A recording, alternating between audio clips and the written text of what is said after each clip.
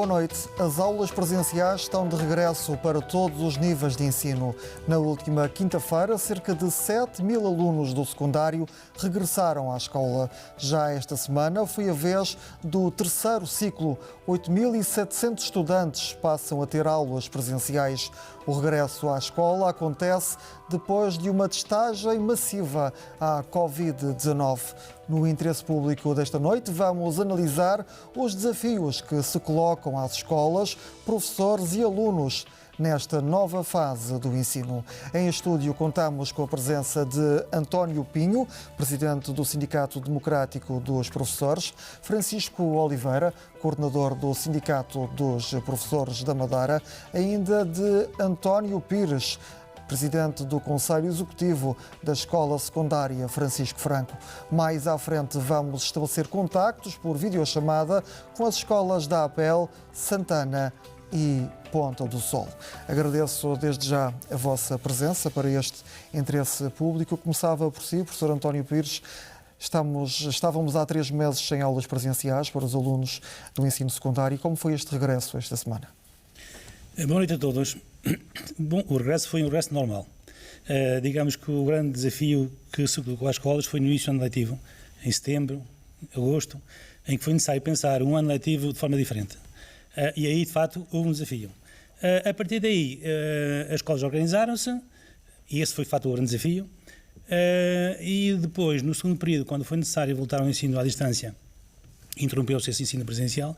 E agora, com o regresso à escola, digamos que se voltou a uma normalidade do primeiro período. As coisas estão a correr normalmente, enfim, estão a correr bem, penso que todas as escolas estão a sentir isso, portanto a organização estava montada já, as pessoas tinham rotinas já estabelecidas, sabem o que é que têm a fazer, sabem as regras que têm que cumprir, e portanto o regresso à escola foi um regresso natural, calmo, tranquilo e também desejado, porque no fundo depois de 3 meses de ensino à distância, todos nós estamos desejosos de voltar à escola, porque, embora haja naturalmente vantagens, e tinha havido vantagens neste ensino à distância, sabemos muito bem que o ensino presencial não tem substituição. E, portanto, este regresso foi um regresso esperado e desejado e natural e normal. E quais foram as medidas que foram necessárias tomar para este regresso à escola? Neste momento as medidas não foram nenhumas, porque no fundo estavam já tomadas desde o início do ano letivo. Quando nós fizemos a distribuição dos alunos por turmas, quando nós colocámos entradas esfaseadas na escola, intervalos também desfasados, quando nós colocámos circuitos diferenciados na escola, quando colocámos aqueles sistemas de álcool gel e a distância social dentro da escola, é evidente que a partir daí, depois de estabelecido essas regras e depois das pessoas assumirem e introduzirem essas regras, este segundo período foi apenas voltar àquilo que era normal e natural no primeiro período. Portanto, não foram tomadas medidas especiais porque, no fundo, estavam tomadas já desde o primeiro período. A testagem massiva aos alunos do ensino secundário, também no terceiro ciclo, deu mais tranquilidade para este recomeço? Sim, todos nós estamos naturalmente com alguma angústia associada portanto, à pandemia. Há pessoas que sofrem mais que outras, naturalmente, mas todos nós precisamos ter alguma garantia para que as coisas funcionem normalmente. E eu penso que a testagem de todos os alunos foi uma garantia. Nós não podemos pensar que a testagem é um combate, digamos, é uma cura da pandemia, não é? Digamos que a testagem serve para identificar eventuais casos de contágio. E sendo feito isso, à partida, nos primeiros tempos, pelo menos, há a garantia que as coisas estão a correr bem, tal como a questão da vacina. Agora, nós não podemos assumir que, pelo facto de os alunos estarem testados e pelo facto das pessoas estarem vacinadas, que tudo está a correr bem, porque não pode correr bem se não tivermos os cuidados que tínhamos antes no primeiro período. E, portanto, o grande desafio que, neste caso, que se coloca a todos nós, é não baixar a guarda.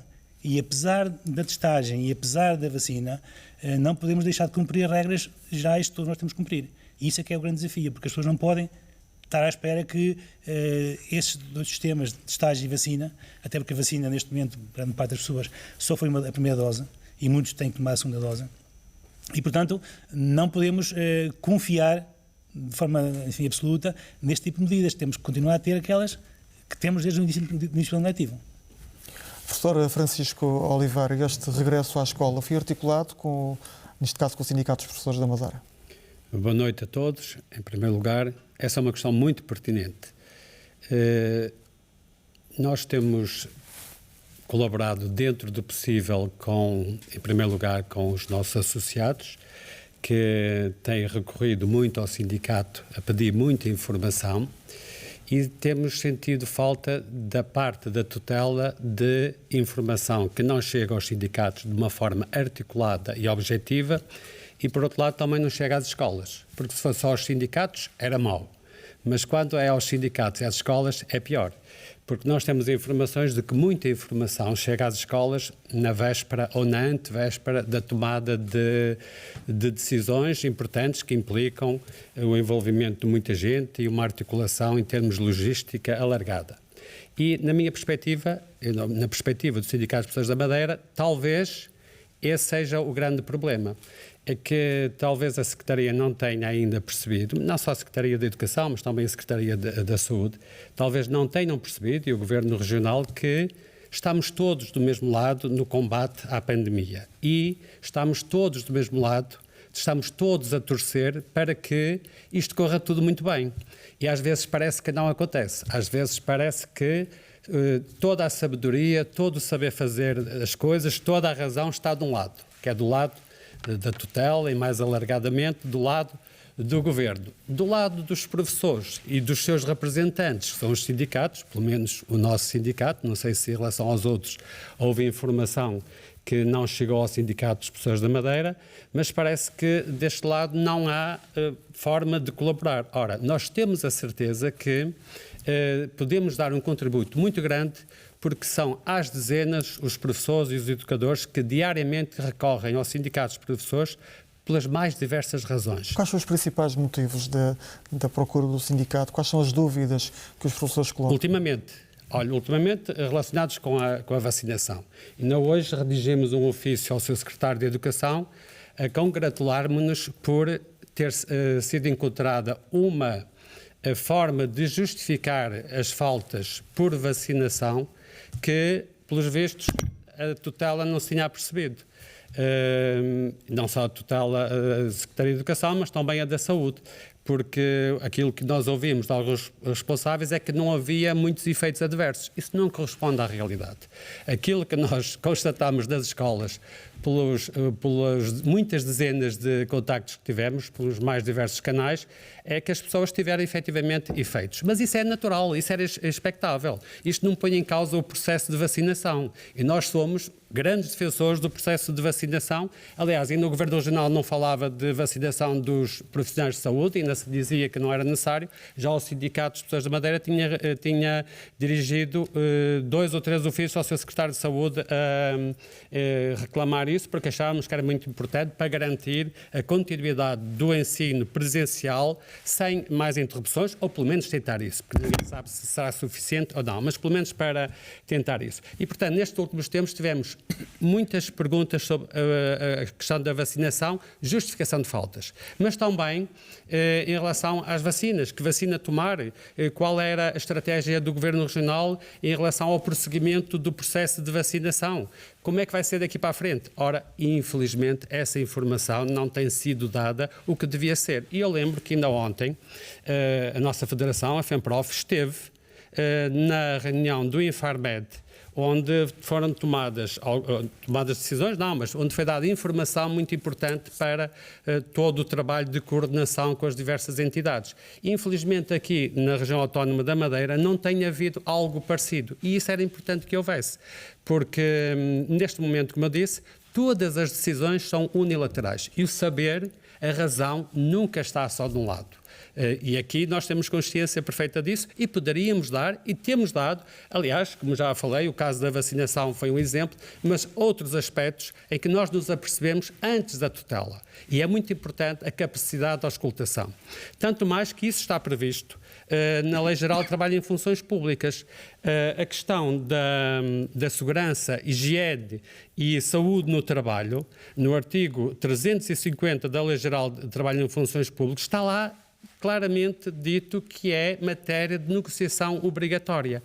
Ora, se é de matéria de negociação obrigatória, mas se as decisões só vêm de um lado, isso evidentemente que não agrada. E nós já demos provas, hoje dirigimos este ofício a congratular-nos por, efetivamente, a tutela ter encontrado aqui uma solução, embora ela não seja totalmente aquilo que deveria ser, porque só se justifica um dia por efeitos que tenham ou razões ligadas à toma da vacina. É insuficiente em muitos casos. É evidente que a maioria talvez tenha um dia com esses efeitos, mas há outros colegas que tiveram 2 ou 3. Está aqui o colega Pires, que conhece muito bem da sua escola. Houve colegas que precisariam de justificar mais do que um dia de faltas. Mas, pelo menos, houve aqui uma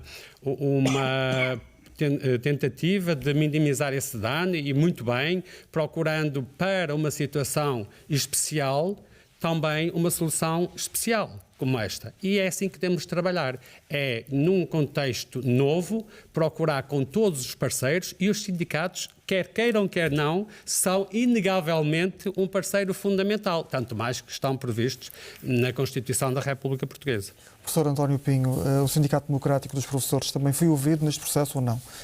Bem, em primeiro lugar, muito boa noite a todos. Muito agradecido pelo convite amável que a RTP dirigiu ao Sindicato Democrático para eu estar aqui presente.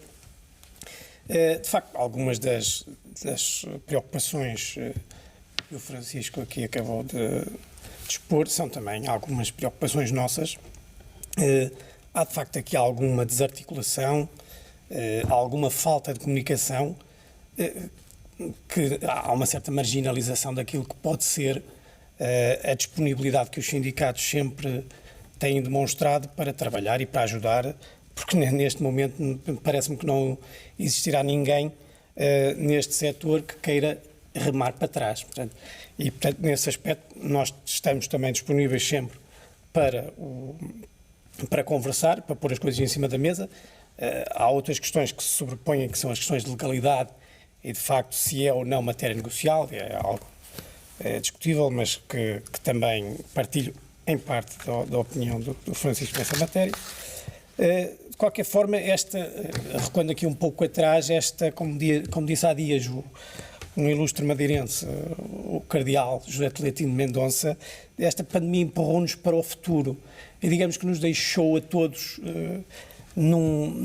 com grandes dificuldades. Portanto, e nós percebemos, de facto, que basta ver atrapalhada no que diz respeito, por exemplo, à DGS, às sucessivas medidas e contramedidas, e, portanto, isso é algo que tem sido inevitável, não devia acontecer, mas também se percebe, dada a premência e a urgência de algumas medidas que têm que ser tomadas, acaba por se cair em contradição. Por exemplo, o caso da AstraZeneca, que tinha sido suspenso, depois reativou-se a aplicação da vacina e agora voltou a ser suspensa.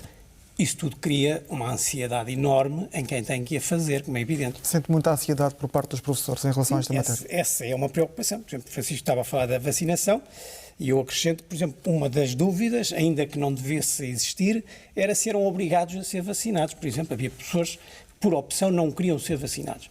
Ora, isso está no âmbito do direito e da liberdade individual de cada um. E, portanto, isso é inegável que se eu não quiser ser vacinado, eu não sou. É outra discussão. E também era uma dúvida, porque havia pessoas que estavam ansiosas e que tinham receio de fazer a vacina e, portanto, numa situação dessas até nem sei se será de todo aconselhável fazê-la. Portanto, estas questões e outras surgiram, de facto, a questão da justificação das faltas, que, de facto, a Lei Geral de Trabalho e Funções Públicas, apesar de prever o isolamento profilático e o pagamento respectivo, quando as pessoas estão em isolamento profilático, é assegurado o pagamento integral dos dias de trabalho, ou pela Segurança Social, nos casos em que é a Segurança Social que o faz, ou pela própria escola, quando a pessoa integra a Caixa Geral de Apresentações.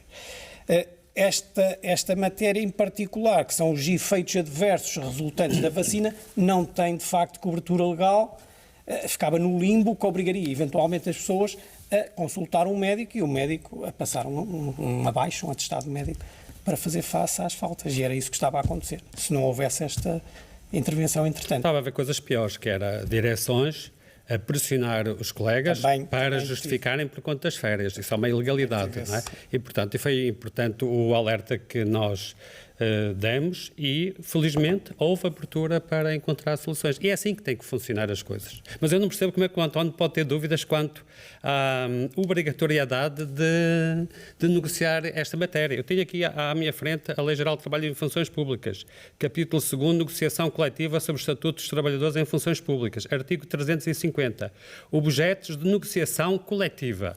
A linha H, segurança e saúde no trabalho. Olha, a vacina não é segurança e saúde no trabalho?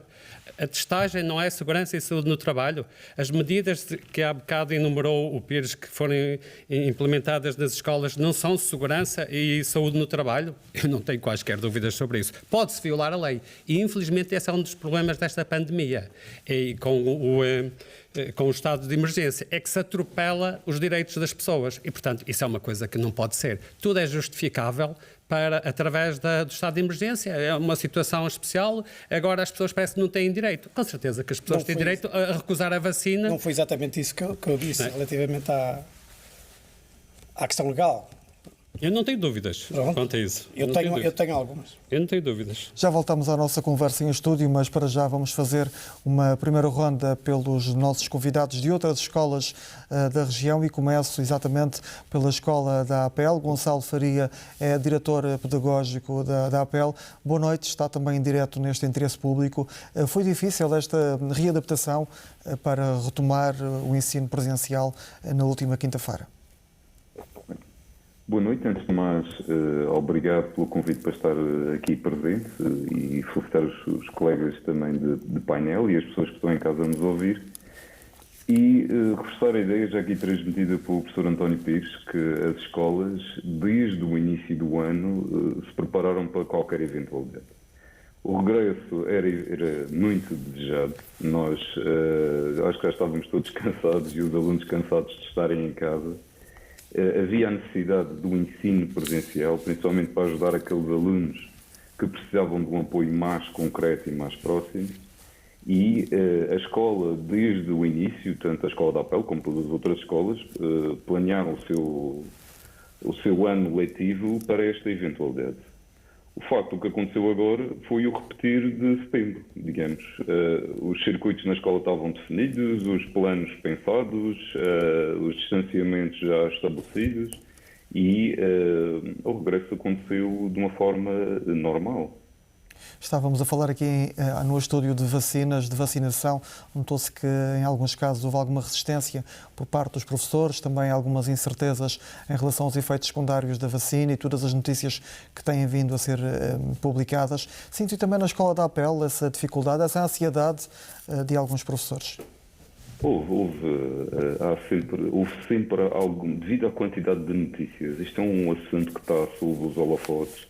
Houve uma série de situações que as pessoas colocaram as suas dúvidas. Ficaram perfeitamente à vontade. As pessoas querem ser vacinadas, mas naturalmente também querem ter certezas. E essas certezas neste momento são difíceis de responder. Felizmente, na escola nós temos uma taxa de vacinação bastante elevada. Algumas pessoas que, na dúvida, por condições médicas ou assim, que não foram vacinadas, foram muito poucas. Foi um processo, digo eu, natural. Agora vamos ver a evolução desta situação a que é que vai levar.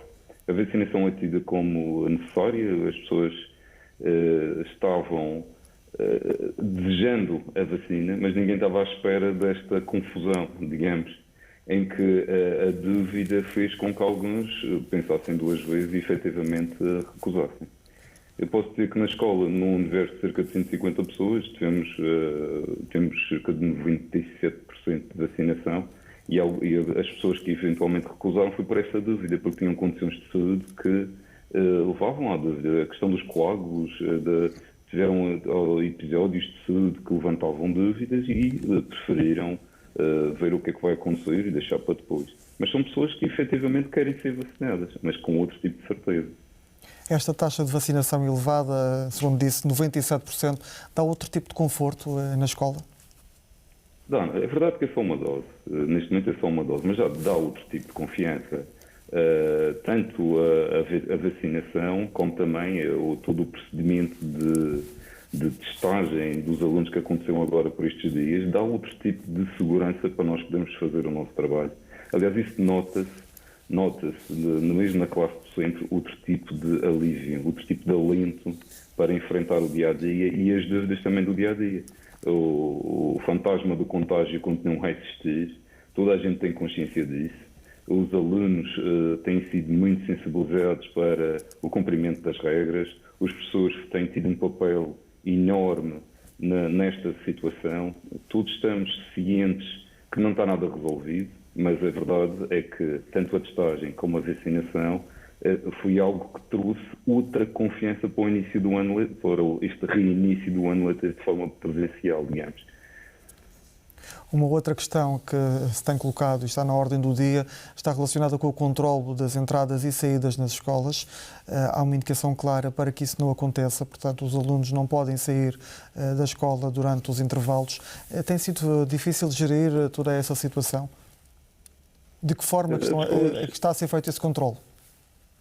As escolas, na sua maioria, já fazem controle das portarias. Os alunos normalmente têm cartão para entrar e sair, fazem o seu registro. Nós já fazemos esse controle das portarias desde sempre. E o que tem acontecido agora é que a escola dá pela uma escola só de secundário, tem alunos mais velhos, normalmente também têm uma independência mais vincada, mas tem acontecido uma coisa interessante, que é a questão do grupo. Então, é verdade que havia grupos de alunos que gostam de sair aquele bocadinho da escola e ir para a rua, mas neste momento também eles sentem que têm de cumprir. Têm de cumprir. E é engraçado que a pressão do grupo, neste caso, tem funcionado, na minha opinião, para o lado bom. Temos tido algumas situações, é natural, há alunos que chegam à portaria e perguntam, mas porquê é que eu não posso sair? Ou não podes, nos intervalos não é permitido. Mas é interessante que veio com os colegas, que antes se reuniam na rua, que se encontravam na rua, agora encontraram outros locais dentro da escola para se reunir. Nós temos estado atentos às situações, temos pessoal a circular pela escola, a ver o que é que os alunos andam a fazer nos intervalos, e até agora tem corrido relativamente bem. Temos uns 2 primeiros dias de fase de adaptação, avisamos alunos, avisamos encarregados de educação, e agora, aos poucos, eles aceitaram a situação e vamos controlando alguma situação que possa eventualmente aparecer. Mas, na minha opinião, até uma medida, tem sido uma medida positiva, ou seja, não ver a concentração de alunos que às vezes acontecia na rua. Dentro da escola até é mais fácil de controlá-los e chamar a atenção e conseguir a separação. Já voltamos à nossa conversa, mas para já vamos dar um salto até Santana. Vítor Vieira é presidente da comunidade educativa da Escola Básica e Secundária de Santana, a Escola Bispo do Manuel Ferreira Cabral. Boa noite. Perguntava-lhe se tem sido complicado fazer cumprir estas regras, por exemplo, ao nível das entradas e saídas do estabelecimento de ensino. Em primeiro lugar, gostava de agradecer o convite também para estar aqui presente, em nome da escola. A nossa escola, como tem segundo, terceiro ciclo secundário profissional, nunca esteve totalmente fechada às aulas. Nós temos o segundo ciclo e o ensino profissional a funcionar, o que quer dizer que se manteve alguns dos hábitos, pelo menos com estes alunos e também com o pessoal não docente, os funcionários. É claro que o terceiro ciclo e o secundário regressaram agora, também de forma faseada, e aconteceu o mesmo que nas outras escolas. Nós já tínhamos isto preparado desde o ano letivo anterior, um plano que foi feito a pensar já no ensino à distância, mas também depois no início deste ano foi preparado os planos A, B e C, todos os planos possíveis para prever as eventualidades, porque imaginávamos que poderia acontecer a qualquer momento.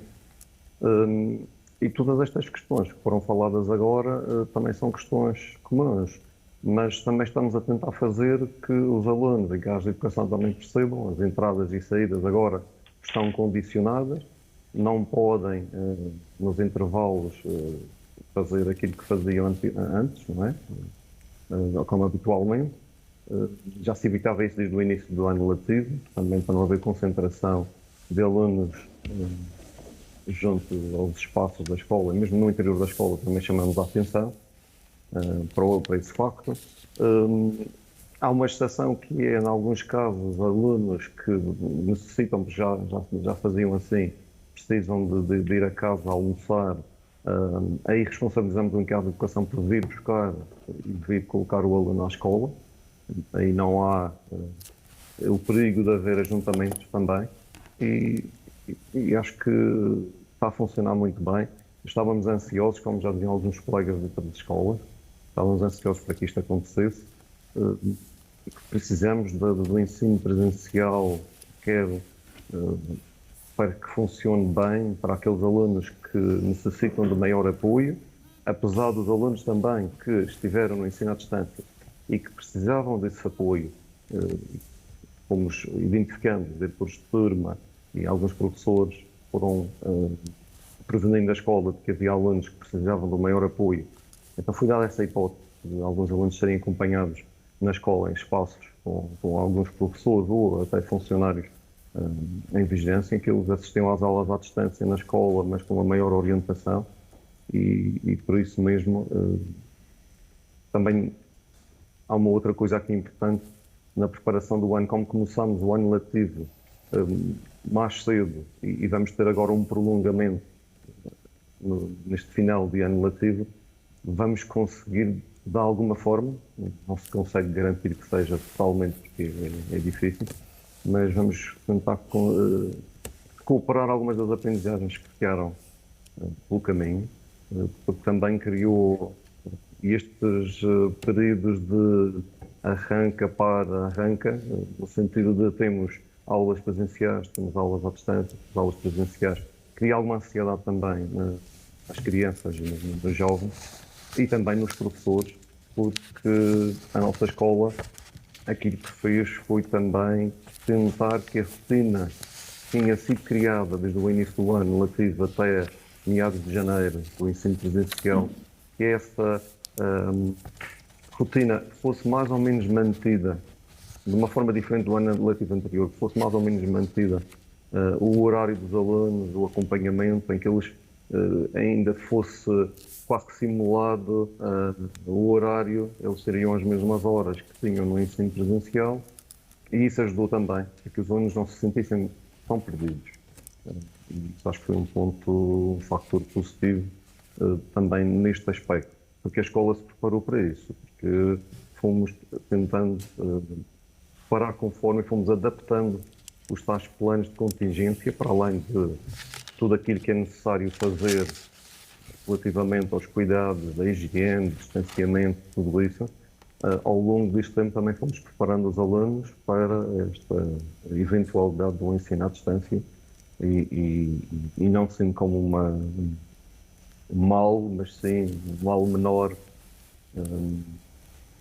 São poucos os alunos que preferem o ensino à distância, que no nosso caso até em Santana temos alunos que para chegar à escola usando o transporte público precisam de se levantar às 6h30 da manhã para poder chegar às 8h10 à escola. Para eles isto do ensino à distância, o único fator positivo que apontavam até falar com alguns alunos era isso, significava que iam se levantar mais tarde, poderiam dormir um bocadinho mais, mas tudo o resto não era assim tão positivo no entender deles. Sentiam-se mais cansados, mais ansiosos, e a ansiedade é uma das coisas que nos preocupa, porque depois leva para outros quadros mais graves, também para os professores, mas os adultos talvez consigam lidar melhor com este fator da ansiedade e os jovens que estão numa idade a construir personalidade, a necessidade de socialização, a necessidade do contacto humano mais próximo, apesar de nós sabemos que tem que ser com o distanciamento exigido, isso acho que vai ter efeitos para o futuro. Esperemos que não, vamos tentar menorizar e esperemos a não ter mais confinamentos tão repetidos como temos tido agora neste momento. Professor, em relação à vacinação, sentiu também alguns receios aí a norte por parte de pessoal docente e não docente? Sim, é comum aqui que os colegas têm apontado, mas apesar de tudo, apesar dessas dúvidas e também porque, como o colega anterior da APEL estava a dizer, todas as notícias que se fizeram à volta de uma vacina em específico fez com que muitos colegas e funcionários pensassem se seriam vacinados ou não, se queriam ser vacinados ou não, por essas questões que poderiam implicar alguns problemas de saúde, mas dos 138, os dados que eu tenho, dos 138 funcionários, que incluem pessoal docente e não docente, só há 2 que aguardam parecer médico por alergias é que não foram vacinados ainda. Há 3 que aguardam segundo teste de Covid, que tinham sido da região, mas querem ser vacinados. Há outros 2 que terem sido casos positivos de Covid, não podiam ser vacinados agora. Só apenas 4 é que não queriam mesmo ser vacinados. Mas bom, houve colegas, como já foi referido, com quadros de efeitos secundários diversos, que tiveram que faltar alguns 1, 2, 3 dias. Eu não fui um caso desses, até correu tudo muito bem, e sou um defensor da vacina também, porque acho que é um caminho para o futuro, e tentei, como Presidente do Conselho da Comunidade, nos grupos que nós temos, nas redes, grupos privados, também alertar para a necessidade de vacinação e também para ter atenção às falsas notícias ou às notícias mal formuladas, que já sabemos que há efeitos secundários. Mas também houve efeitos secundários dos tipos de vacinas. Nós tivemos funcionários e professores vacinados com as 2 vacinas e as 2 tiveram efeitos secundários. Por isso eu não poderia dizer qual delas a melhor, qual delas a pior. É uma vacina com o objetivo que nós possamos voltar o mais rapidamente possível à normalidade. Já conversamos novamente daqui a pouco, para já até à Ponta do Sol. Ricardina é professora e também presidente do Conselho Executivo da Escola Básica e Secundária da Ponta do Sol. Boa noite, bem-vinda também a este interesse público. Houve também dificuldades ao nível da vacinação aí na escola? Os professores aceitaram bem ou tiveram também receio? Boa noite, antes de mais, obrigada pelo convite da RTP. Boa noite aos meus colegas de painel e a todo o auditório da RTP Madeira. Em relação à vacinação, eu penso que todas as dúvidas que surgiram pelos meus colegas anteriores é tudo comum. Nós tivemos alguns docentes e não docentes que recusaram serem vacinados, mas é um número reduzido. Pelas minhas contas, 93% das pessoas aceitaram ser vacinadas. É de ter a atenção que aqui nós tivemos professores que não foram vacinados porque foram positivos à Covid e alguns deles estão à espera de decisões médicas. Aqui, entretanto, já estamos a recolher a informação para serem vacinados numa próxima fase. Em relação a este regresso à escola, regresso presencial, uma vez que estamos a falar de uma escola com terceiro ciclo, também com ensino secundário, como é que fica a gestão dos espaços da escola neste tempo de pandemia? Assim, a escola nunca fechou realmente, porque nós tivemos os nossos alunos do segundo ciclo e os dos cursos profissionais do ensino secundário. Nós tivemos um universo de 200 alunos, mais ou menos, desde janeiro até agora. Tivemos que adaptar os horários do turno da tarde por causa do confinamento que condicionava todos os transportes. Com o regresso do terceiro ciclo secundário, voltamos ao que nós tínhamos previsto para o setembro. Eu acho que nós, as escolas todas da região, já nos preparámos para este regresso em setembro, para todas as contingências que daí advinham, e acho que foi um regresso normal e um regresso desejado por todos os alunos, pais e professores. Do seu ponto de vista, era importante este regresso presencial?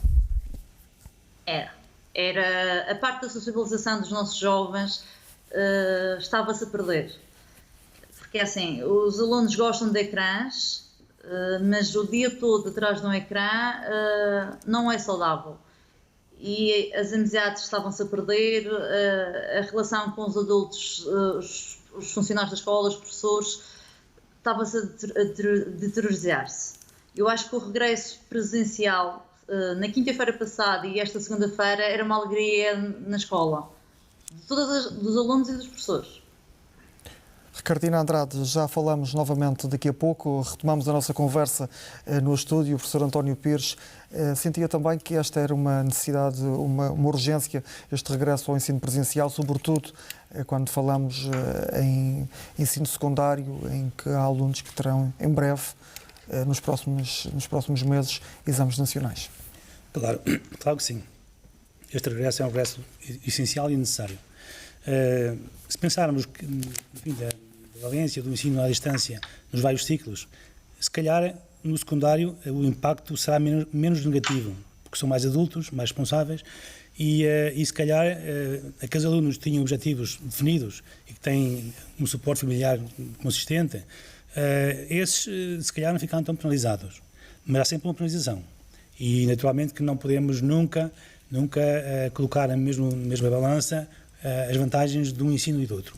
E, portanto, todos nós estamos naturalmente apostados no ensino presencial, porque a relação pedagógica que se estabelece entre as pessoas e os alunos é essencial no presencial. Até porque, a nível da transmissão de conhecimento, até pode acontecer que, através do ensino à distância, as coisas aconteçam mais ou menos, desde que, repito, o aluno do outro lado lá esteja focado nisso. Mas a presença do aluno perante um professor e o modo como o professor gera a sua sala é essencial no processo de ensino-aprendizagem. E, portanto, aquela intuição que há da parte do professor para perceber as dificuldades dos alunos e poder encontrar formas de o ajudar são essenciais para o ensino presencial. E quando nós estamos a falar do ensino secundário, e sobretudo de níveis de anos, no caso do 11º ano e 12º ano, que estão no final do ensino e a preparar-se para os exames, é essencial que haja o regresso à escola. E mesmo para o 10º ano, nós sabemos que o 10º ano deste ano é o 9º ano do ano passado. E esses alunos que chegaram este ano ao 10º ano já tiveram uma experiência, enfim, pesada do ensino à distância no 9º ano. E aí já houve falhas no seu processo de aprendizagem. Este ano do 10º ano já ficaram com mais um período de ensino à distância. E, portanto, este tipo de lacunas na formação dos alunos pode deixar marcas. E é por isso que é importante que todos nós foquemos a nossa atenção na manutenção do ensino presencial e fazer tudo para que ele se mantenha. Eu sei que isso não depende só da nossa vontade, depende da vontade de todos, mas é essencial que todos nós façamos um esforço no sentido de manter o ensino presencial, porque é essencial para que os alunos saiam da escola, não só na parte da relação pedagógica, mas também a parte social, como há bocado foi aqui referido. E, portanto, o ensino é essencialmente estar com e estar perante. E é isso que é importante nós preservarmos, esta relação, digamos, dialógica, se quisermos, entre as pessoas, uma relação de construção de personalidades, uma relação de pedagogias, uma relação de aprendizagens, e é essencial que isso se faça no presencial. E é por isso que estamos todos apostados nisso. Haverá necessidade de repor algumas aulas para colmatar essas lacunas que falava há pouco? Olha, repor aulas, não sei se poderá falar nesses termos, porque é assim, no caso da escola a que eu pertenço, a nossa opção foi sempre manter os horários tal como estavam desde o início do ano. As aulas decorreram normalmente, digamos, não houve redução do tempo das aulas. E as aulas foram sumariadas, foram dadas de acordo com aquilo que está previsto desde o início do ano. Agora, é evidente que com este regresso ao ensino presencial, haverá naturalmente, parte dos professores, alguma tendência para perceber se afinal as coisas foram bem consolidadas, e uma das coisas que tem que se fazer é exatamente isso, é consolidar aprendizagens. E como há bocado também aqui foi referido, o facto deste ano terminarmos as aulas mais tarde, é tempo para, de facto, podermos recuperar eventuais lacunas no processo de aprendizagem, e todos nós estamos apostados nisso, para que esta geração, que já apanhou, digamos, o problema do ano passado e este ano também, não saia daqui penalizado. E nós sabemos que muitas vezes esse tipo de situações tem um impacto muito negativo no futuro até da própria sociedade, porque nós sabemos muito bem que o futuro da sociedade é aquilo que estamos a construir hoje, e portanto é essencial que todos nós façamos um esforço no sentido de evitar que esta geração seja uma geração com lacunas no processo de aprendizagem. E é isso que todos queremos fazer, é combater isso e fazer com que todos nós, nas escolas e também com as famílias, naturalmente, possamos fazer com que também esta geração seja uma geração de sucesso, que é o que todos nós queremos. Retomando aqui a questão da vacinação, há pouco ouvíamos, e parece ser unânime, haver receio por parte do pessoal docente e não docente. Sentiu também que um dia de justificação de falta era insuficiente em alguns casos? Sim, claramente. Aliás, portanto, penso que na minha escola, que são 270 professores mais ou menos, terá havido mais de 30 professores com sintomas graves. E quando digo graves, estou a falar de casos de pessoas que chegaram à escola e não conseguiram dar as aulas. É evidente que nós temos de ter, enfim, a sensibilidade de perceber que são professores que não puderam trabalhar, não é porque não quiseram trabalhar, não puderam trabalhar. E, portanto, é função de todos nós tentarmos encontrar soluções para esses casos. E, de facto, é verdade que tivemos alguns casos em que foi necessário mais que um dia, isso sim. Em relação às medidas de contenção da pandemia e para evitar novos casos, uma das medidas que já falamos tem a ver com a proibição de saída da escola durante os intervalos. Vimos também esta semana, através de uma reportagem da RTP, que isso não acontece em alguns estabelecimentos de ensino. No vosso caso, como tem sido feito esse controle? Olha, nós somos uma escola de secundário e isso, como há bocado também já que foi referido, já, enfim, implica um público mais adulto, mais responsável também.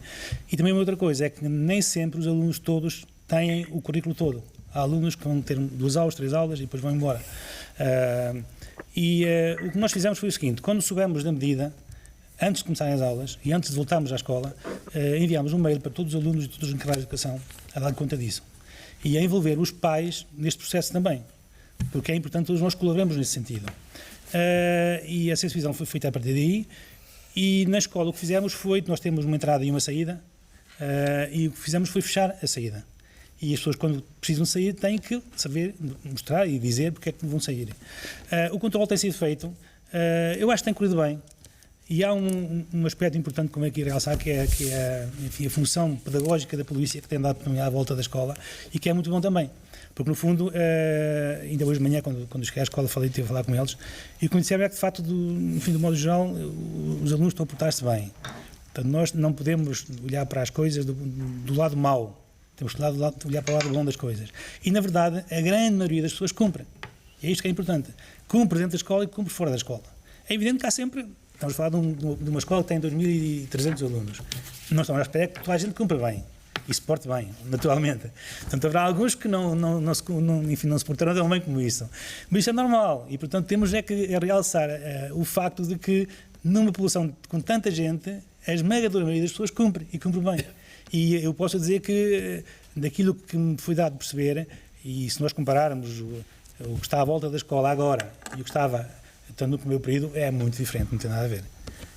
Mas repito, então, há muitos casos de alunos que saem, portanto, à meia da manhã porque já não têm mais aulas, há outros que vão almoçar porque moram perto e vão almoçar. Portanto, há situações desse género que nós não podemos impedir as pessoas de saírem. Agora, no modo geral, eu penso que a percepção que temos é que é francamente positiva e as coisas estão a correr bem. E acho que é também, para nós é também uma mais-valia o fato de evitarmos que haja uma concentração tão grande de pessoas. Nós tínhamos aqui um problema já há muito tempo, junto do Centro de Saúde do Bom Jesus, em que é um local muito procurado pelos nossos alunos. E de facto tem sido um esforço bastante grande ao longo dos anos tentar evitar isso. Esta medida ajudou muito na resolução deste problema. Portanto, ficou um problema resolvido, menos um problema. Exatamente. Professor Francisco Oliveira, ouvimos aqui que o ensino à distância deixou algumas lacunas, que há alunos agora do secundário que vão fazer exames nacionais. Isto vai obrigar a um esforço suplementar por parte dos professores nestes próximos meses? A questão é muito pertinente, mas antes de responder a essa questão, eu quero dizer que a intervenção do professor Pires é a prova de que é muito importante a tutela ouvir as escolas. Agora ele confirmou que, efetivamente, a realidade é diferente daquela que se vê à distância da Secretaria. Portanto, houve colegas que precisaram 2, 3, se calhar 4 dias de baixa por causa desta questão da vacinação. E, não havendo justificação destas faltas, é mais um motivo para levar os professores a ter alguma resistência. Tanto mais que, em alguns casos, o faltar à escola pode ser decisivo para o professor transitar ou não de escalão para subir na carreira docente. Porquê? Porque há escolas, infelizmente, nós não concordamos nada com isso. Sei, por exemplo, que a Francisco Franco já retirou esse critério da avaliação, que é, no caso dos professores faltarem, isso pode descontar em certas faltas, descontar em termos de avaliação, que era o que acontecia se os professores justificassem com faltas por conta de férias. Em relação, e portanto é muito importante a realidade e é preciso ver tudo ligado, porque às vezes nós fazemos força para que as coisas corram bem, a vacinação, mas depois correm mal por razões que são imperceptíveis vistas à distância e até por a sociedade em geral. Em relação àquilo que referiu, evidentemente que vai exigir mais de todos, mas a realidade de hoje é que já está a exigir mais de todos. E o ensino à distância, infelizmente, produz, como já aqui foi dito, piores resultados, piores aprendizagens, mas exige um esforço muito maior. E, portanto, nós temos aqui duas coisas em contraciclo. Se trabalhássemos mais e os resultados fossem melhores, havia aqui um incentivo, mas não, é exatamente o contrário. E, portanto, os professores já deram muito mais durante este tempo à distância e é por isso também que os professores querem voltar. Por exemplo, dou dois exemplos em que nós podemos ver claramente o sobre-esforço que foi pedido aos professores. Há casos que chegam ao sindicato de alunos que se viram para o professor e dizem: professor, eu estou em casa, estou doente ou estou em confinamento, mas eu quero que o professor continue a dar-me aulas. E o professor perguntou: mas como? O professor leva o seu computador para a escola, liga o computador na sua secretária, enquanto dá aula aos colegas, eu assisto à aula. Ora, evidentemente que os professores, muitos fizeram isso. E disse: o professor de matemática, o professor de ciências já fizeram isso. E isto mostra como os professores estão a fazer mais, com custos pessoais, usando os seus materiais. Não é verdade aquilo que foi dito no início do ano, que todas as salas têm um computador com internet para transmitir à distância. Infelizmente, isso não é a realidade e nós vemos aqui que já os alunos, neste contexto, já exigem mais dos professores.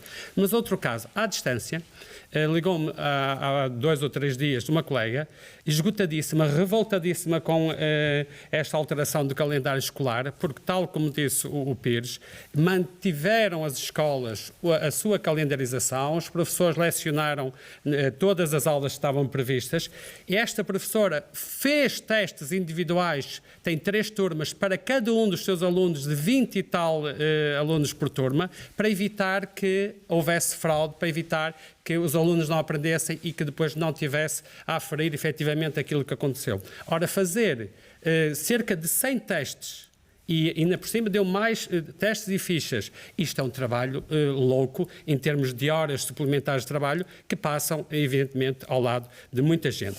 Em relação ao futuro, não concordamos com esta alteração, já aqui foi dito e muito bem, os professores com os alunos é que vão ver se é preciso ou não um apoio personalizado, porque muitos alunos podem preferir não ter aulas durante mais tempo, tanto mais que não têm de fazer exames a todas as disciplinas e podem querer apostar em algumas disciplinas. E numa sociedade que, infelizmente, sobrevaloriza os exames, isto é determinante para os alunos. E, portanto, é deixar ao critério dos alunos e das escolas e das suas famílias fazer as opções certas. Não foi de maneira nenhuma acertado isto, porque as pessoas trabalharam, as pessoas continuam a trabalhar, as pessoas estão a dar um esforço enorme para fazer esta recuperação e isto pode correr mal e levar ao esgotamento ainda maior, quer dos professores, mas também dos alunos e das suas famílias. Em relação a uma questão fundamental que aqui se tratou, que é a relação professor-aluno. Não sei se têm conhecimento, já há movimentação, há grupos que estão a organizar para candidatar esta relação professor-aluno, a relação pedagógica, a património imaterial da humanidade. E parece-me que isto faz todo sentido. Portanto, nós temos aqui algo que é extraordinário. A relação professor-aluno, como já foi dito por todos os colegas, é efetivamente insubstituível. E, portanto, nós temos que preservar isto, temos que apostar nisto, daí que todo o esforço feito para se tentar imunizar os professores é fundamental. Oxalá seja possível manter o ensino presencial durante muito tempo, sem interrupções, porque é mau o ensino à distância para todos. Se antes da pandemia havia uns líricos que julgavam que os professores iriam desaparecer, que a partir de agora, com as novas tecnologias, os professores já não faziam falta e os alunos aprenderiam por si, ora, esta pandemia então veio mostrar que, efetivamente, isto é um património imaterial que devemos preservar. O professor António Pinho concorda com esta preservação deste património imaterial? as aulas presenciais não se podem substituir também pelo ensino à distância e que veio revelar fragilidades. Também nos professores sentiu essa dificuldade? Sim, natural. E que agora é necessário acelerar e que é necessário repor alguns conhecimentos que ficaram por lecionar? Sim, naturalmente. Portanto, toda a gente tem consciência do déficit que existe no ensino à distância, no ensino remoto, como quisermos chamar. Já agora uma palavra aqui também para os professores que garantiram que durante o período do confinamento e deste ensino à distância, garantiram que o sistema não colapsasse, utilizando os seus próprios recursos, nomeadamente computadores, internet, portanto, e foi, não quero nenhuma comenda para os professores, mas de facto são factos, e os factos são a realidade. E portanto, na verdade, todos temos consciência do impacto negativo que teve a pandemia nas aprendizagens e que continua a ter, que obrigará necessariamente a tomar medidas para minimizar esse impacto no futuro. Que problemas é que se agudizaram? Para além da pandemia ser ela própria, ou em si mesmo, ou de per si, um problema, ela trouxe e agudizou problemas pré-existentes que a educação tinha. E ela agudizou essencialmente uma básica que ampliou hoje as assimetrias entre alunos. Portanto, as dificuldades, quem já tinha dificuldades, aumentaram esse nível de dificuldades. Depois, e porquê? Há autoexclusão, portanto, alunos que porque não tinham acompanhamento acabaram por quase se autoexcluir. Esse não foi a regra, felizmente. Há muitos que aproveitaram e que fizeram o aproveitamento que foi possível. Obviamente que isto, como eu digo, ampliou estas assimetrias. Que soluções? Já se fala, e portanto falo-se aqui e também concordo, que de facto não é por se fazer mais, ou seja, eu julgo que não precisamos de mais aulas, precisamos de aumentar a qualidade do tempo da aula. Isto não é uma coisa para aplicação imediata, mas julgo que é fundamentado para aumentar a qualidade do tempo da aula a diminuição do número de alunos por turma, que é uma coisa que os sindicatos, em geral, falam há imensos anos. Não é possível garantir qualidade na aprendizagem com 30 alunos ou com 25. E, portanto, teremos que repensar para ganharmos qualidade no tempo de aula, não sendo preciso aumentar o número nem o tempo em que se está em sala de aula, mas aumentar a qualidade desse tempo, diminuindo o número de alunos. Outra das soluções ou das dimensões que se pode pensar para o futuro é redimensionar os currículos. Portanto, também parece que, julgo que toda a gente tem esta percepção, os currículos são excessivamente longos, digamos assim.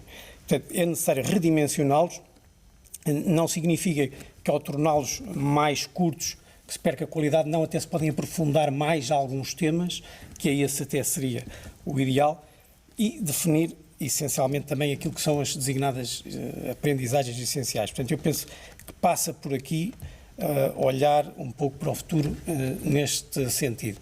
Portanto, aquilo que se vai ouvindo falar como resposta, vai ouvindo dizer como plano de resposta é sempre o mesmo, que é mais aulas, ou seja, mais tempo de aulas. Não me parece que esse seja o caminho, até como também aqui já foi dito, não tão bem ou de forma um sucedâneo muito fraco, o ensino à distância é um sucedâneo muito fraco do ensino presencial, mas os professores, com o esforço pessoal deles e dos próprios alunos, que também estavam a assistir nessas condições, fizeram um trabalho que eu posso dizer bom. Vamos a uma outra ronda, a última ronda pelas diferentes escolas presentes neste programa. Gonçalo Faria, vem a exames nacionais, de que forma que a escola vai, ou se há necessidade de compensar os alunos neste processo, nesta caminhada para as provas nacionais? Bem, eu posso falar um bocadinho da minha experiência própria, porque eu, embora na direção já há alguns anos, e mantive sempre uma turma de preparação para o exame nacional. Mas eu até posso dizer que todos os anos da minha carreira no secundário tive sempre uma turma de ano terminal para o exame nacional. E mantive sempre essa rotina. No ano passado, é preciso lembrar que já no ano passado temos um terço do ano letivo, cerca de 30% do ano letivo já à distância. E a parte final do ano letivo, quando os alunos estavam a começar a acelerar a preparação para os exames. No ano passado consegui estruturar o ensino à distância. Na minha escola nós tivemos um trabalho enorme, e concordo com o que foi aqui dito. As pessoas trabalharam de uma forma excelente, fantástica, arranjaram estratégias, conseguiram chegar aos seus alunos. Isso levou, naquela altura da Páscoa, no ano passado, uma planificação enorme, trabalho extra, é verdade, mas consegui-se. No ano passado nós conseguimos terminar os conteúdos mais ou menos na data prevista, apesar dessa fase de adaptação, e depois o que se fez foi pegar naqueles alunos em concreto para o exame nacional, fazer, no fundo, inscrições para preparação para exame, e tinha um professor de física, um professor de química, um professor de matemática, um professor de biologia, a professora também mais para a geologia, e conseguimos dividir os alunos e prepará-los para o exame. No fim, posso dizer que os alunos atingiram os seus objetivos. Quer dizer, já temos experiência de preparação para exame. Neste ano letivo, o tempo extra também acho que deve servir para isso. Nós cumprimos o horário, nós tivemos os alunos a cumprir os seus programas. Neste momento estamos dentro da planificação esperada no início do ano letivo, o que é muito positivo. Agora, o que é preciso? É preciso chegar ao fim do ano.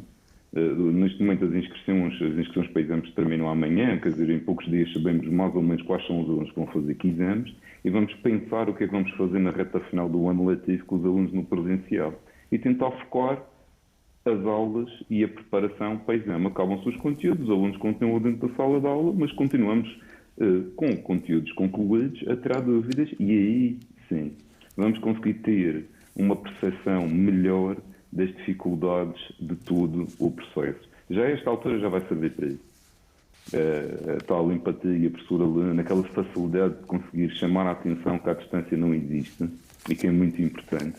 Nós já vamos conseguir fazer isto nesta fase. Oxalá que tudo corra bem e que todos estejamos no presencial e que se consiga passar este final do ano letivo sem mais percalços e que depois, naquela fase final, quando eventualmente se acabarem os programas, fazer o que se fez no ano passado, que foi pegar em grupos de alunos com objetivos, que têm aquela intenção de fazer os seus exames para o seu futuro e prepará-los para isso. Este plano também foi já minimamente concebido nesta fase de confinamento. Agora vamos aguardar que as coisas corram bem e que isso seja possível. É isso que eventualmente esperamos que aconteça. Obrigado, Gonçalo Faria. Vítor Vieira, em relação a uma outra questão que se coloca e que tem a ver com a avaliação dos alunos, como é que será feita este ano? O Governo remete para as escolas, diz que as escolas têm autonomia para tal, para definir o modelo. No caso da Escola de Santana, como é que será feita essa avaliação? A avaliação, por acaso, a nossa escola é uma das escolas que está organizada por semestres, e essa organização permitiu que a avaliação decorresse de uma forma um pouco mais normal do que se fosse só à distância. Porque digo isto, quando tivemos que ir para o ensino à distância, o semestre já estava mesmo no fim, a maior parte das avaliações do primeiro semestre estavam concluídas, havia uma outra ainda disciplina que poderia ter algo a confirmar com os alunos, mas para o primeiro semestre estava a avaliação praticamente atribuída. Depois, à distância, coloca-se sempre aquela questão que foi colocada aqui por vários colegas e também quer neste caso das escolas secundárias. Eu, por exemplo, se calhar sou dos casos que aqui está, o único caso que dei aulas ao terceiro ciclo e ao secundário à distância. Tenho turmas do terceiro ciclo e tenho uma turma do secundário 10º ano. Não os levo a exame, mas acompanho também muito bem, e até porque sou presidente do Conselho da Comunidade e convém saber o que é que se passa na escola, porque também nós temos no Conselho da Comunidade essa responsabilidade de orientar e de chamar a atenção para os outros órgãos de gestão intermédia também. E na avaliação, houve professores que conseguiram fazer a avaliação à distância, mas com o tal grande esforço, que foi aqui indicado por um dos colegas dos sindicatos, um grande esforço, porque ensinar à distância exige um maior esforço, mais tempo à frente do computador, os nossos intervalos entre uma aula e outra Não é como sair de uma sala e se dirigir a outra sala em que eu estou sentado e o intervalo é preparar já a aula seguinte praticamente para que as coisas se corram minimamente bem. Eu próprio apliquei testes e fiz também a tal questão, a dúvida, será que os alunos vão tentar copiar ou não, faço versões, mas no sentido também de aferir aquilo que eles conhecem e não aquilo que eles não conhecem, o que eles sabem, mais aquilo que eles sabem, não aquilo que eles poderiam não saber, porque isso também às vezes é uma coisa diferente. Houve colegas que, na esperança de voltarmos ao presencial, conseguiram negociar com os alunos e conselho de turma, com os docentes, em conjunto também com o conhecimento da escola, que se fizessem as avaliações para deixar as avaliações, alguns elementos da avaliação, para o presencial, também para poder aferir melhor aquilo que os alunos sabem e aquilo que aprenderam, também para evitar a tal maior ansiedade que já se falou, porque os alunos estavam mais bem preparados para o uso das tecnologias do que no ano letivo anterior, mas também estavam mais ansiosos, aqueles bons alunos também, tinham a sensação que não estavam a aprender como antes. E fazer um teste à distância é diferente de fazer um teste presencial, como nós todos sabemos. Eu acho que as coisas correram minimamente bem por aquilo que eu ouvi. Também era dada a hipótese, por exemplo, na minha escola, quando um professor aplicava um teste e se tinha um resultado muito diferente daquilo que no presencial acontecia, era dada a oportunidade do professor fazer uma questão de atividades orais para pôr o aluno à prova e ver aquilo que era possível fazer. E nós também tínhamos uma outra coisa também na nossa escola que eu acho que é importante aqui. Nós temos uma plataforma interna de comunicação com encargos de educação e alunos, em que todas as informações que os professores, não só os diretores de turma, mas também os professores dos conselhos de turma, queriam deixar um recado para o encarregado de educação, esse recado irá diretamente enviado para o encarregado de educação. E a plataforma não precisava o professor de saber o endereço do correio eletrónico do encarregado de educação, porque isso já estava lá inserido pelo diretor de turma ou do aluno, e havia estes contactos, esta articulação, porque também nós temos uma escola com um corpo docente que está junto, na sua maioria, há cerca de 20 anos, já se conhecem muito bem e trabalhamos muito bem em articulação, os órgãos. Há sempre coisas para alinhar, é verdade, há sempre pontos a apontar, também somos críticos quando temos que ser críticos, e contamos com os encargos de educação, porque também foi uma das coisas que nós fomos detectando ao longo destes anos, que havia uma falha, e os projetos educativos foram também feitos já à procura de estratégias para envolver os encargos de educação. E os próprios pais também, alguns não têm maior capacidade. Também temos que compreender que alguns estavam em teletrabalho, estavam desempregados com os filhos em casa, precisavam de acompanhar, não saber como acompanhar. A nossa psicóloga fez webinars para encargos de educação, pais, e continua a fazer também sobre todas estas questões da ansiedade, de gestão do tempo e tudo isto. E acho que isto ajudou a que se perceber, que quer os alunos, quer os encargos de educação, entendessem que os professores não estão ali para apenas entreter os alunos, mas continuar o ensino à distância, contanto que esse ensino à distância não fosse penalizador. E também concordo também com o que foi dito, que é o mais não quer dizer melhor. O mais tempo que vamos ter no fim, tal como acontece na APEL, também já há uns anos a esta parte, o tempo que resta no final do ano, porque os programas estão a ser no secundário mais ou menos cumpridos, será para preparar os alunos que têm os exames. Eu acho que foi uma boa medida, acho que já era uma medida que devia ser para Muito obrigado, pandemia. professor Vítor. Não temos muito mais tempo, ainda nos falta ouvir a professora Ricardina Andrade. Em relação a este terceiro período, há o risco dos alunos baixarem a nota entre o segundo e o terceiro período? Tal como na Escola de Santana, nós temos uma divisão de calendário por semestres, o que nos facilita a avaliação neste momento. A escola foi interrompida, estávamos a terminar o primeiro semestre, Em janeiro fizemos a transição para o segundo semestre e neste momento estamos nas intercalares do segundo semestre. O que é que foi feito no início do ano? Os critérios de avaliação que foram definidos pensando nas possibilidades de ensino misto, nós podermos, na eventualidade de sermos confinados, já tinham em consideração esta possibilidade de ensino à distância.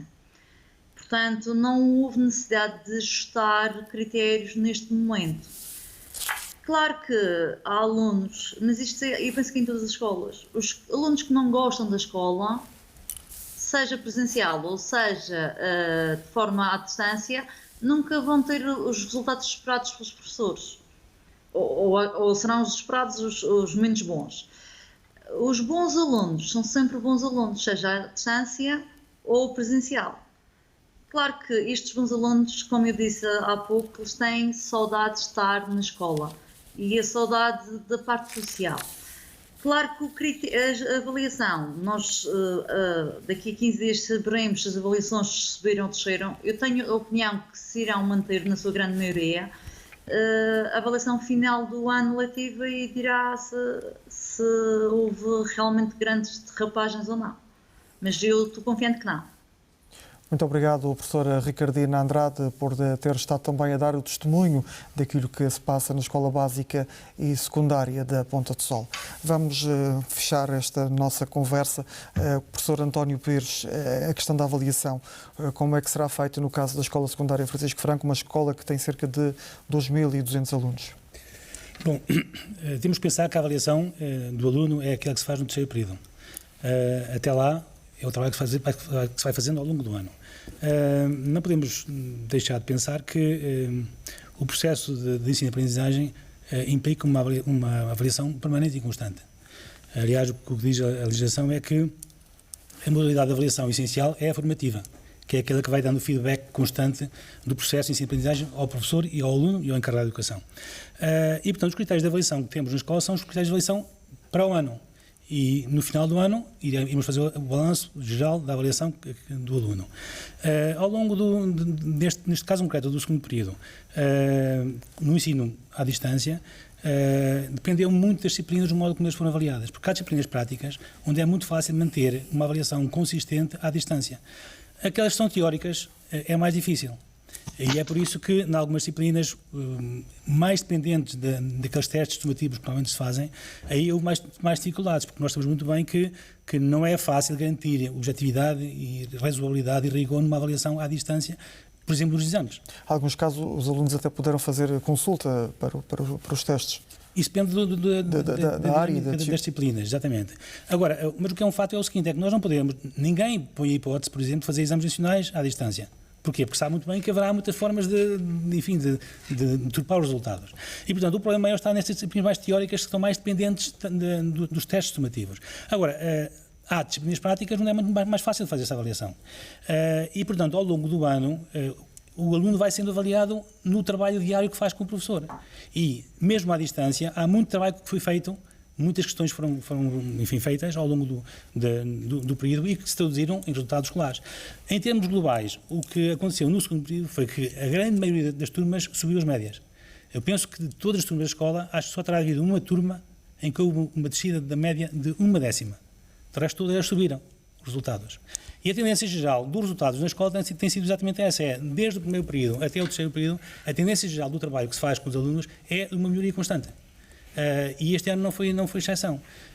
Houve turmas onde subiram razoavelmente bastante, médias a subir tipo um valor para aí, às vezes, outras umas décimas, mas digamos que a grande maioria das turmas subiu os resultados e só uma turma é que baixou a média numa décima. De resto, o que quer dizer que o trabalho feito pelos professores, que já aqui aliás foi falado, que é um trabalho extraordinário, porque no fundo todos nós temos que ter noção de que esta pandemia colocou desafios que eram imagináveis já há uns anos atrás. E nós, de um dia para o outro, tivemos que nos adaptar a um conjunto de circunstâncias muito adversas e que tivemos que vencer. E, portanto, este desafio da avaliação também foi um desafio colocado às escolas. Repito, no caso da minha escola, o que aconteceu foi que, portanto, em função de cada disciplina, o Conselho de Turma, o Conselho de Delegados, definiu as normas para aplicar ao caso concreto do ensino à distância. E porquê? Porque, no fundo, estamos a falar de uma escola onde há uma grande diversidade de disciplinas. As práticas é mais fácil, as teóricas é mais difícil. E foi isso. Professor Francisco Oliveira, muito rapidamente, para os professores é também difícil avaliar neste contexto? Como já referi, é muito mais exigente e a prova disso foi a quantidade de trabalho que os professores foram obrigados a fazer para tentar que o processo de avaliação fosse rigoroso. Mas a nós parece-nos que esta questão da avaliação é demasiado importante para ser deixada a autonomia das escolas muito bem. O problema é que muitas vezes fica quase entregue aos professores ou às turmas. Isso viu-se o ano passado na avaliação entre o segundo e o terceiro períodos. E nós tivemos, quando dizemos que deveria haver da parte da tutela a preocupação de ouvir as escolas, discutir, tentar aferir critérios que não beneficiem determinada escola em relação a outra. E isso é importante nos anos em que há exame, porque se sobrevalorizam os exames. E se remete tudo para as escolas, nós achamos que isto é sacudir a água do capote e as responsabilidades.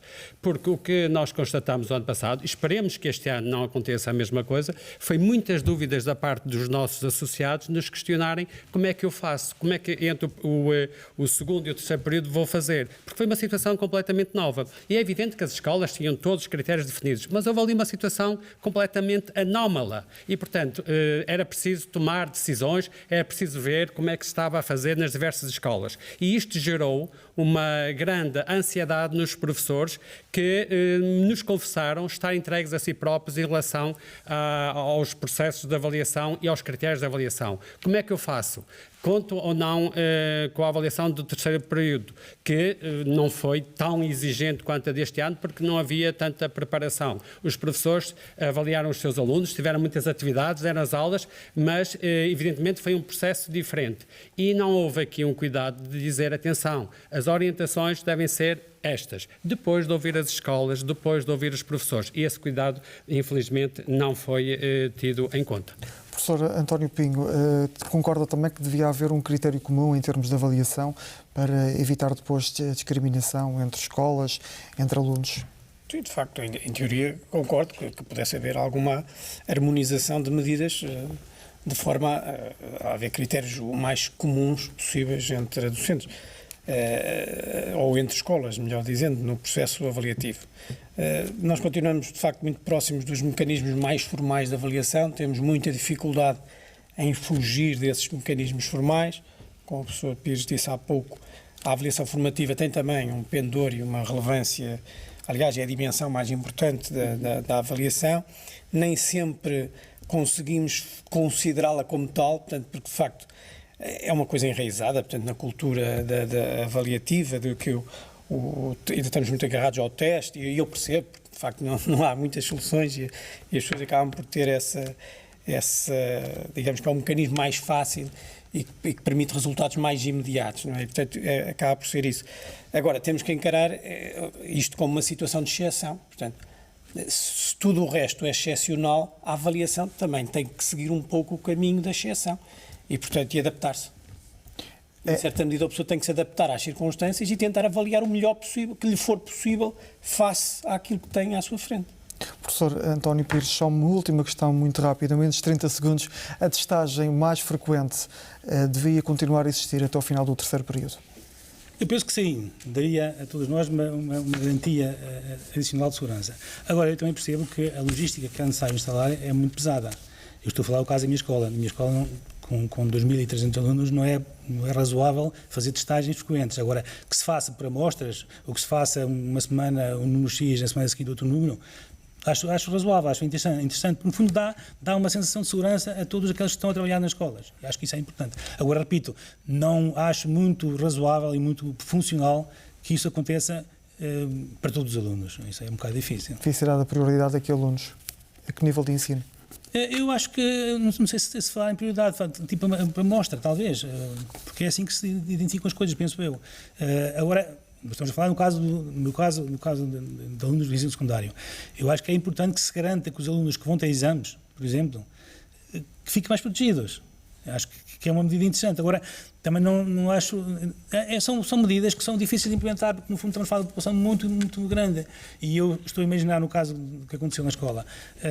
Foi necessário estar um dia inteiro, uma equipa de 20 profissionais, para testar toda a gente. Ora, isso não é plausível acontecer com frequência nas escolas. Agora, por testagem, para mostra, acho que sim. Agradeço a vossa presença neste interesse público. Ponto final neste programa dedicado à escola em tempo de pandemia, uma semana marcada pelo regresso às aulas presenciais. Estaremos de regresso daqui a 15 dias. Até lá, fique bem. Boa noite.